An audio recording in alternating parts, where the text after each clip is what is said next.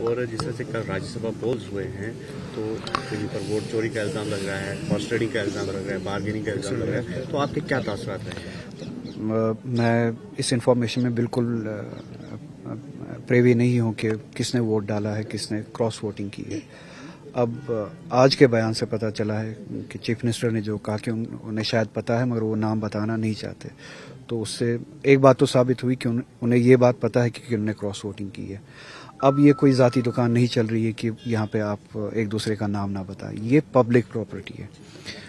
آپ کا لوگوں کے ساتھ اعتماد لوگوں کے ووٹ کی بنیاد پہ جڑا ہوتا ہے، تو legislator, M L A assembly میں یا اس طرح کے ووٹنگ کے وقت ووٹ کے ساتھ کیا کرتا ہے وہ پبلک انفارمیشن میں آنا بہت زیادہ ضروری ہے۔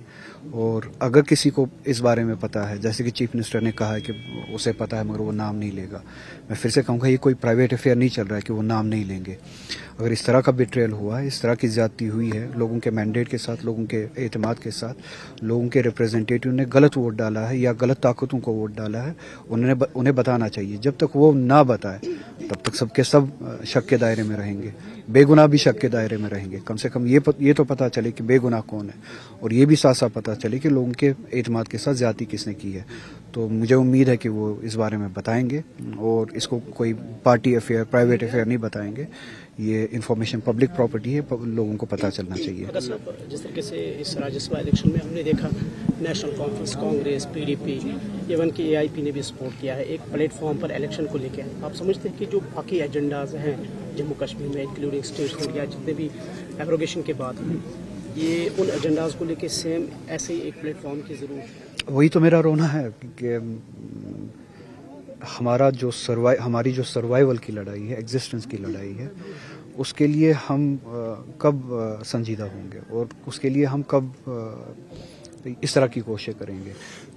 پارٹی لیول پہ، پارٹی سطح پہ لڑنا ٹھیک ہے، پارٹی پالیٹکس کرنا ٹھیک ہے، اور یہاں پہ کلیکٹو سروائیول کی بات ہو رہی ہے۔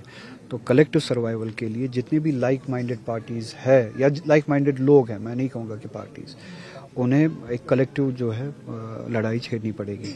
اور ایک بات اس سے بھی زیادہ اہم ہے، جموں کشمیر کے لوگوں نے اس سب کو بالائے طاق رکھ کے، ان سبھی سوالوں کو بالائے طاق رکھ کے ایک پرٹیکولر پارٹی کو میجورٹی کے ساتھ ایک مضبوط مینڈیٹ دیا تھا کہ اس کے بعد آپ کو کسی کی شاید ضرورت بھی نہ پڑے۔ امید یہ تھی کہ لوگوں کی شاید اس کنفیوژن سے ہم دور نکلیں گے، ان ڈویژن سے ہم دور نکلیں گے، ایک ہی پارٹی کو ایک اسٹرانگ مینڈیٹ دیں گے، اور وہی پارٹی جو ہے ہماری لڑائی لڑے گی۔ اب بدقسمتی یہ ہے کہ ایک سال ہوا، اور ایک سال کے اندر جو مینڈیٹ دیا گیا تھا، جو پولیٹیکل مینڈیٹ، ایسپریشنل مینڈیٹ دیا گیا تھا اس پارٹی کو، نیشنل کانفرنس کو، تو اس سینٹیمنٹ، اس مینڈیٹ پہ کام نہیں کیا گیا جس طرح سے کام کیا جانا چاہیے تھا۔ تو اسی وجہ سے آپ جیسے لوگ، ہم جیسے لوگ، ہر کوئی یہ سوال ضرور کرے گا، اگر آپ کو یہ لڑائی نہیں لڑنی ہے تو پھر ووٹ لیتے وقت ہم نے یا پارٹی نے اس طرح کی باتیں کیوں کی تھی؟ ٹھیک ہے، اگر آپ ووٹ لے کے بھی، یہ اس طرح کا مینڈیٹ لے کے بھی کمزور پڑ رہے ہیں تو ظاہری بات ہے سوال ہوں گے کہ آپ دوسروں کو بھی جوڑیے، ورنہ جموں کشمیر کے لوگوں نے آپ کو دوسروں کا محتاج نہیں رکھا تھا، دوسروں کو جوڑنے کی ضرورت اب نہیں تھی شاید اسمبلی الیکشن کے بعد، مگر آپ نے وہی کارنامے کرنا شروع کیا جو ان لوگوں نے اس الیکشن سے پہلے کیا۔ تو اس لیے لوگ تو آلٹرنیٹیوز ڈھونڈیں گے کہ اگر اس پارٹی نے جس کو مضبوط مینڈیٹ دیا گیا وہ یہ کام نہیں کر رہی، وہ یہ لڑائی نہیں لڑ رہی ہے، تو اس ایگزسٹنس کی لڑائی کے لیے لوگ آلٹرنیٹیوز ڈھونڈیں گے۔ یہ قوم جموں کشمیر کی نیشنل کانفرنس کی محتاج نہیں ہے، کانگریس کی محتاج، بی جے پی کی محتاج نہیں ہے۔ اپنے وجود کی لڑائی کے لیے یہ ہمیشہ آپشنز ڈھونڈتے رہیں گے، یہ اپنے وجود کے لیے لڑیں گے۔ تو کسی پارٹی کو یہ خیال ہو، گمان ہو کہ ہم ہی ہے اور ہمارے ہی آس پاس سب کچھ گھومتا ہے، نہیں، یہ وجود کی لڑائی ہے۔ تو پھر سے یہی بات کہوں گا کہ اگر انہوں نے مینڈیٹ کا احترام رکھا ہوتا، آج ان سے کوئی سوال نہیں پوچھتا کہ دوسروں کو آپ جوڑ کیوں نہیں رہے، چونکہ لوگوں نے اعتماد دیا، اس اعتماد پہ ابھی تک کام نہیں ہوا، وہ لڑائی ابھی تک نہیں چھڑی۔ اب لوگ یہ کہنا شروع کریں گے کہ اگر آپ کمزور پڑ رہے تو دوسروں کو ساتھ میں لے کے کیوں نہیں چل رہے اس لڑائی کے لیے؟ بڑگام بائی پوسٹ کو لے کر جو ہے لگاتار آپ کی پارٹی کے لیڈران کہہ رہے ہیں کہ اگر کہیں پر اختلافات ہیں وہ ختم ہو چکے ہیں اور آغا صاحب جلد ہی جو ہے عوامی تشہیر کا حصہ بنیں گے. اب یہ میرا فیصلہ لینا لوگوں نے کب سے شروع کیا؟ میں روز میڈیا کے ذریعے، سوشل میڈیا کے ذریعے ایسے فیصلے سنتا ہوں اپنے بارے میں جو میں نے خود لیے نہیں ہوتے. اب مجھے کبھی لگتا ہے کہ ایک روح اللہ میں ہوں، شاید ایک اور روح اللہ دوسرا کوئی میرے نام پہ کہیں اور گھوم رہا ہے جو فیصلے لیتا ہے. اب میں اس روح اللہ کی تلاش میں ہوں جو اس طرح کے فیصلے لیتا ہے. میں نے اس طرح کی نہ کوئی بات کی ہے، نہ اس طرح کا کوئی اسٹیٹمنٹ گیا ہے. میرا اسٹیٹمنٹ وہی ہے جو میں نے پچھلی بار الیکشن سے پہلے، نامینیشن سے پہلے، الیکشن اناؤنس ہونے کے بعد ابھی کسی نے نامینیشن فائل نہیں کیا تھا، اسی دوران یہ بات کہی تھی کہ مجھے اپنی تنظیم یہ بات بتائے کہ میں آج کے الیکشن میں لوگوں کے سامنے کیا بات لے کے جاؤں، کس اعتماد سے جاؤں جس کے جواب میں لوگوں سے میں شاید ووٹ حاصل کروں. مجھے وہ باتیں بتائیے کہ ایک سال میں ہم نے پچھلے مینڈیٹ پہ، پچھلے اعتماد پہ، پچھلے ووٹ پہ یا پچھلے وعدوں پہ اتنا سارا کام کیا ہے. باقی آپ روٹین گورننس چھوڑ دیجئے، پولیٹیکل جو ہماری ایسپریشن ہے، پولیٹیکل ایجنڈا جو ہے اس ریاست کا، جو وجود کی لڑائی ہے، اس کے لیے ہم نے اس سال کے دوران اتنا کیا ہے تنظیم نے. میری اکیلے کی بات آپ چھوڑ دیجئے، آپ وہ ایک بات بتا دیجئے کہ اتنا کچھ ہم نے کیا ہے. میں اس بات کو لے کے لوگوں کے سامنے پھر سے جاؤں گا. ایک سال پہلے آپ سے ووٹ لیا تھا، اتنا کام ہم نے اس پہ کیا ہے، اتنی لڑائی ہم نے اس پہ لڑی ہے. اب ایک سال کے بعد مہربانی کر کے پھر سے آپ اپنا اعتماد دیجیے. ابھی تک مجھے کوئی جواب نہیں ملا. اچھا، ایک کم سے کم انٹینشن تو دکھائیے. وہ لڑائی دور کی بات ہے، وہ 370 کی لڑائی جو بہت ضروری ہے، وجود کی لڑائی وہ بہت ضروری ہے. ابھی الیکشن سے پہلے 2-4 دن میں ایک کام تو آپ کر ہی سکتے جس سے انٹینشن پتہ چلے کہ آپ سیریس ہے، آپ کا انٹینشن ہے. ریزرویشن کا مسئلہ حل کیجیے، وہ آپ کی لیول پہ اس وقت حل ہو سکتا ہے. تو میں نے یہ کہا تھا کہ 3 دن کے اندر الیکشن نامینیشن سے پہلے آپ ریزرویشن کا جو معاملہ آپ نے اتنا کھینچا ہے، جو ہم سبھی کا ہے، آپ بچوں کے ساتھ لڑائی کر رہے ہیں. اس سے بڑی بدقسمتی کی بات کیا ہو سکتی ہے؟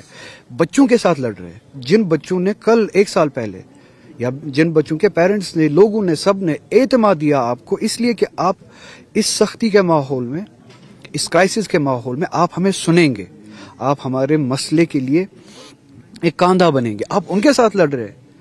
آپ انہیں یہ بتا رہے ہیں کہ میں کسی کے دباؤ میں آنے والا نہیں ہوں، میں کسی کے پریشر میں آنے والا نہیں ہوں. آپ کو پریشر میں لانے کے لیے ووٹ دیا گیا ہے تاکہ آپ پریشر میں آئے، آپ سنیں. ڈیموکریسی میں جو لوگوں کے پریشر میں آتا ہے وہ عروج پاتا ہے. جو ڈیموکریسی میں لوگوں کو تکبر دکھاتا ہے اس کا وجود ختم ہو جاتا ہے. اسے ہی ڈکٹیٹر کہتے ہیں. اگر حاکم کو لوگوں کے پریشر میں نہیں آنا ہے تو ایل جی تو خوب تھا، بہتر تھا، کیونکہ وہ بھی کسی کے پریشر میں آنے والے نہیں ہے. ان کا کام یہ کسی کے پریشر میں نہیں آنا. لوگوں کے جینیون، بات جینیون کی ہے، لوگوں کے جینیون بات اور ڈیمانڈ کے پریشر میں آنا، یہ ایک ایماندار اور لوگوں کو دوست رکھنے والا، لوگوں کا ہمدرد، یہ ایک عوام دوست قائد کی صلاحیت ہے. وہ الیکشن سے پہلے ہم اپنی جو ہے ٹوپیاں تک لوگوں کے سامنے ڈالے اور لوگ الیکشن کے بعد انہی لوگوں سے کہے کہ میں کسی کے پریشر میں آنے والا نہیں ہوں، میں لوگوں کے پریشر میں آنے والا نہیں ہوں. تو میں نے اتنی بات کہی تھی کہ کم سے کم یہ آپ کے ہاتھ میں ہے. ریزرویشن کا مسئلہ آپ کے ہاتھ میں. 3 دن کے اندر آپ یہ مسئلہ حل کر سکتے. کوئی تو کانفیڈنس بلڈنگ میجر ہو جس سے لوگوں کے سامنے اعتماد سے بات کی جائے. اس پہ بھی آپ نے دیکھا لڑائی ہو رہی ہے. آپ آج مجھے بتائیے، میں اسی بات پہ ہوں، مجھے اس بات کا جواب نہیں ملا. ریزرویشن کا مسئلہ حل نہیں ہوا. لڑکوں کو، اسٹوڈنٹس کو دھمکیاں ملی کہ ہم آپ کے پریشر میں آنے والے نہیں ہیں. اگر وہاں سے یہ جواب ملتا ہے تو میں لوگوں کے سامنے کیا لے کے جاؤں؟ اچھا، روٹین گورننس پہ میں بڑگام کے سامنے جاؤں، لوگوں کے سامنے جاؤں، کیا بولنے جاؤں کہ 1 سال پہلے ہم نے آپ سے کہا تھا کہ میٹرز جو ہے ہم دریا میں پھینک دیں گے. میٹر آپ کے ساتھ زیادتی ہے. اور 1 سال کے بعد ہم نے آپ سے ووٹ لیا اور اب ہم 1 سال کے بعد اسی زبان سے یہ کہتے کہ چونکہ میرے گھر میں سبھی لوگ میٹر کا استعمال کرتے ہیں، اب آپ بھی میٹر کا استعمال کرو. یہ بات لے کے جاؤں میں لوگوں کے سامنے. اب ان کے شاید ضمیر میں اس طرح کا پروویژن ہو سکتا ہے کہ ہم ایک دن ایک طرح کی بات کریں، دوسرے دن دوسرے طرح کی بات کریں. مگر میں نے جہاں سے دین کی تعلیم حاصل کی ہے، میں نے جہاں سے ضمیر کی تعلیم حاصل کی ہے، وہاں پہ آپ यही सीखते हैं इन्नल अहद कान मसूला, कि आपसे आपकी बातों के बारे में सवाल पूछा जाएगा, आपसे आपके वादों के बारे में सवाल पूछा जाएगा, आपको जिम्मेदार ठहराया जाएगा।